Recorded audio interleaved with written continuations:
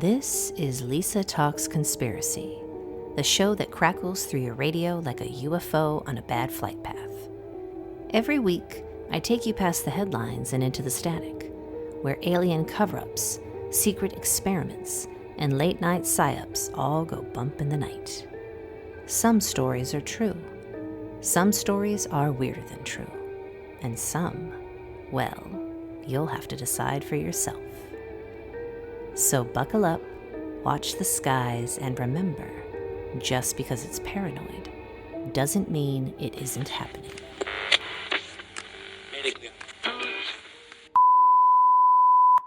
Hey everybody, welcome back to Lisa Talks Conspiracy, your favorite late night frequency. I'm Lisa, broadcasting to you live from somewhere between nostalgia and noise.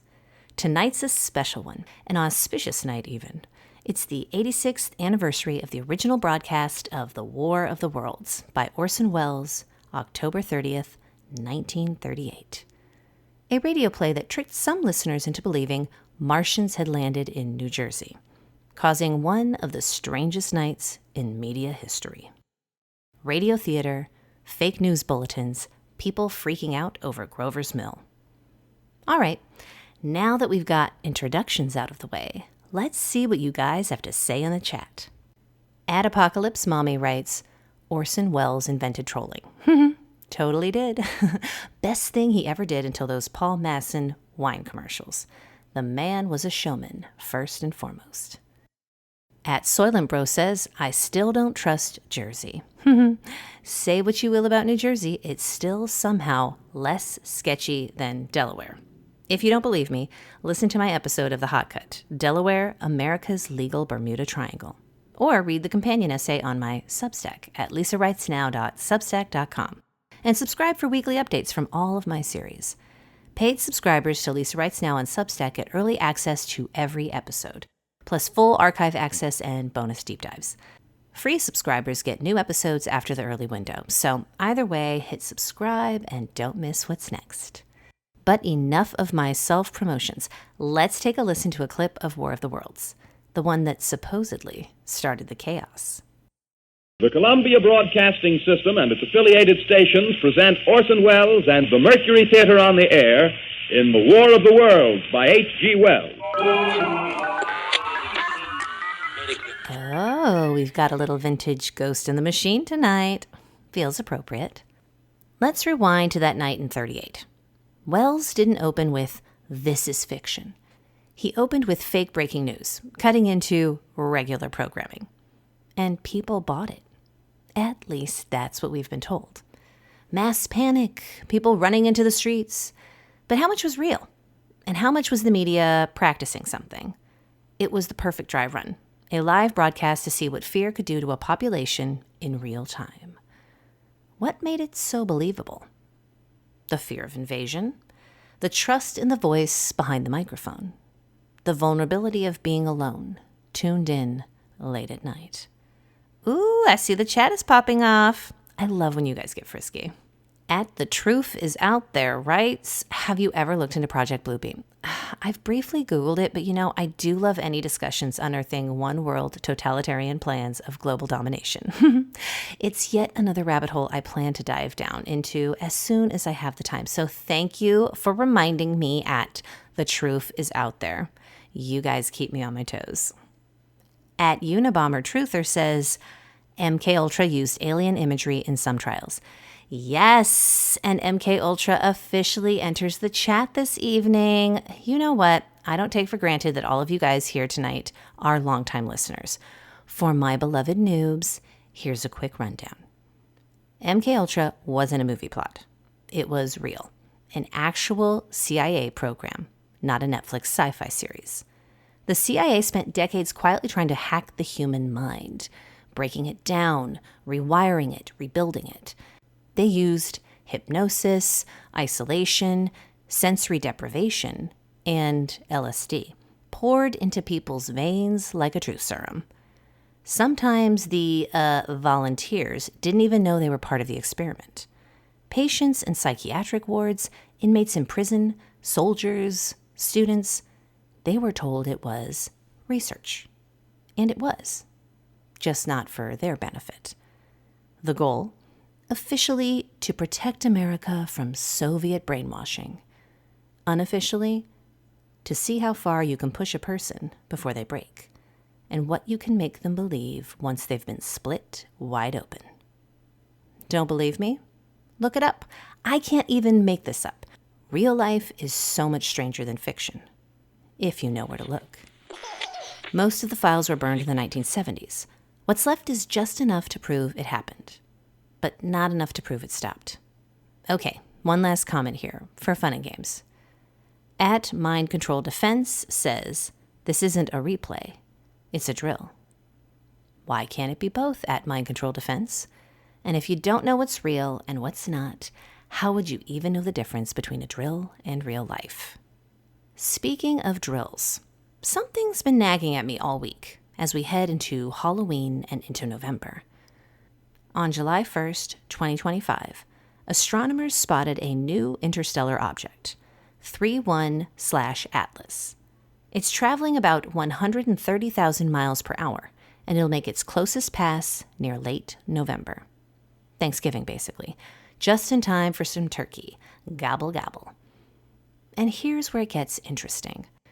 Harvard astrophysicist Avi Loeb, born in Beit Hanan, Israel, educated at Hebrew University, later a fellow at Princeton, now head of the Galileo Project, says we should consider the possibility it's not a comet at all, but alien spy tech.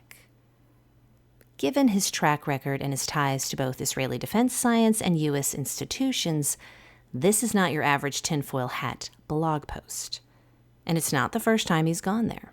In 2021, bestseller Extraterrestrial argued that 2017's Oumuamua could have been an alien light sail, while Interstellar, his follow-up novel, tackled what first contact might actually mean for us. Oumuamua is a capsule-shaped object named after the Hawaiian word for a messenger from afar arriving first. This name was chosen because the object was reportedly discovered by the Pan-STARRS telescope in Hawaii, and, as a result, it is billed as the first confirmed interstellar object to visit our solar system. So, according to Loeb, by late November we should anticipate a possible alien probe, and an Israeli-American scientist telling us, in his own words, that we should prepare for defensive measures just in time for end-of-times Black Friday sales. Okay, that's creepy. Just some creepy Halloween connectivity issues. And don't even get me started on the EMF readings these days. Those damn 5G towers, I tell ya. Anyways, now that everything sounds connected and ready to go, it's time to bring in my guest, David Chavez, consultant, researcher, and media historian. David, welcome to the show. Thanks, Lisa. It's great to be here. So was War of the Worlds just theater gone wrong? That's the story. But stories are useful, especially when you're in the business of emotional manipulation. Why, David, you couldn't possibly be talking about our government. Of course, I'm joking. Our government loves us, just like our parents draining our Social Security until it runs out in 5 years do too. I'm kidding. Who doesn't love boomers? They care so much about themselves. Again, I kid. I'm a born kidder. Margot Kidder, if you will. But for real, emotional manipulation is the name of the game, isn't it? In fact, this is a great opportunity for me to welcome any new listeners with an introduction to some terms you may not have heard before, if this episode is your first taste of being what I like to call conspiracy curious. Let's start with conspiracy theory. David, could you do me a favor and throw your definition of conspiracy theory my way? And you can't just say something you can say to kill a conversation about an uncomfortable topic. Yes, exactly. Well, Lisa, a conspiracy theory is a theory that a person has discussed a plan with at least one other person to pull off some kind of heist, crime, or caper, you could call it.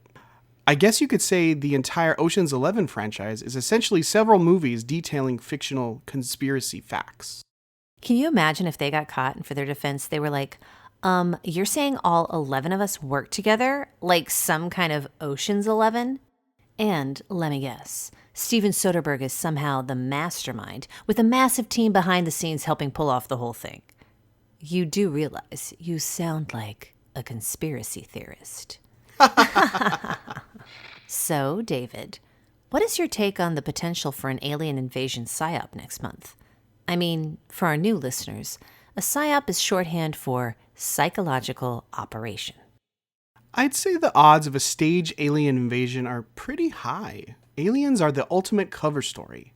If you scare people into thinking their enemy is out in space, it's much easier to trick them into paying you for protection. I see. If you can get the masses to believe that Oumuamua has been recording our every move, like an interstellar nanny cam, beaming back to an alien enemy battleship that's approaching just in time for End of Time's Black Friday sales, then they're perfectly primed to turn to their government for protection.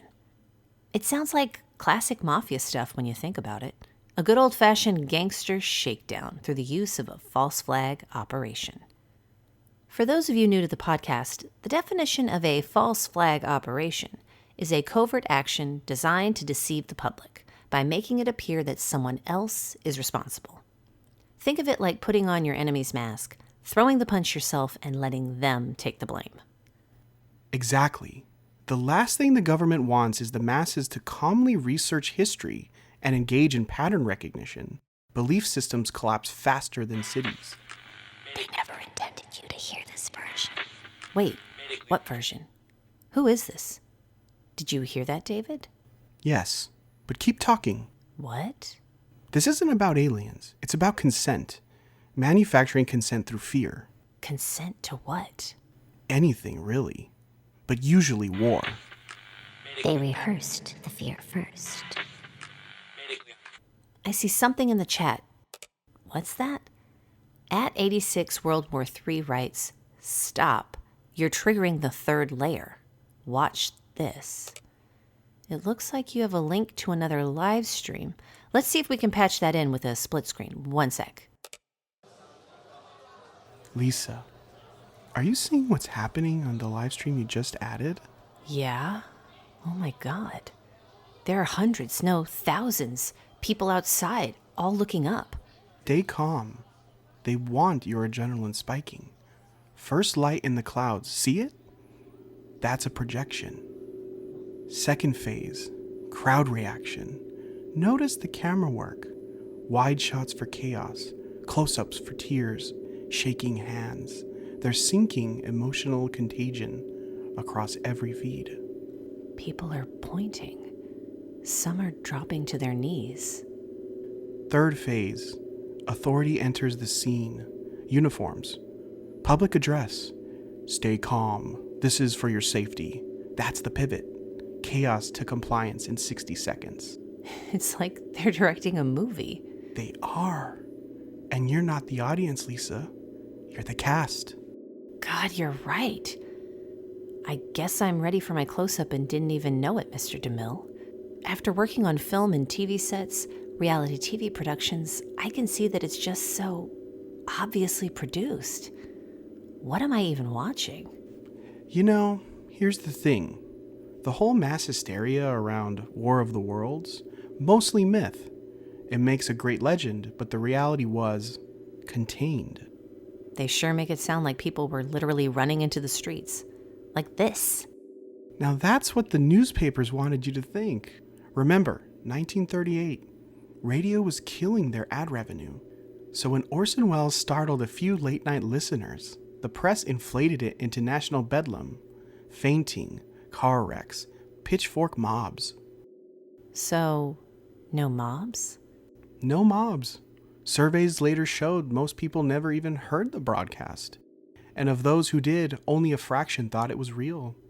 And even then, just for a moment. The real panic was on the printed page the next morning. So the newspapers were just making radio look dangerous? Exactly. They turned a blip into a morality play. And in doing so, they proved the real point. You don't need Martians to cause panic. You just need a story.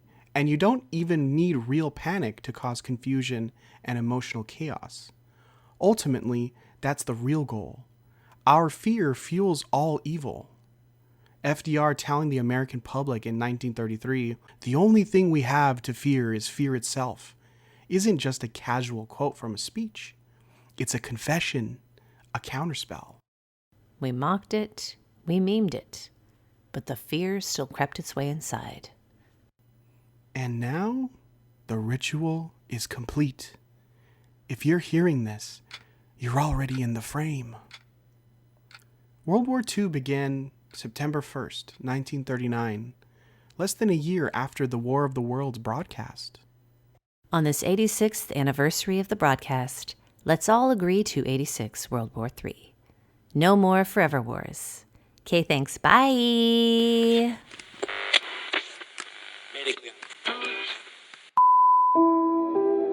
You've been listening to a featurette from my podcast series, The Hidden Cut, a podcast about the cuts we don't talk about. Season 1 is already live, with 7 full episodes exploring how circumcision shaped American medicine, masculinity, comedy, porn, and silence itself. Season 2, Sacred Flesh, goes deeper into the covenant, into the ritual, into the blood. So whether you're drawn to the sacred, the scripted, or the suspicious, we've got a cut for that. Follow Lisa Writes Now on Substack to access all 3 series. For biblical breadcrumbs and forgotten edits, go to The Deeper Read. For spicy dives, sharp truths, and breaking gossip, slice into The Hot Cut. Subscribe once, bleed forever. And remember, the most powerful rituals are the ones you don't even know you're still participating in.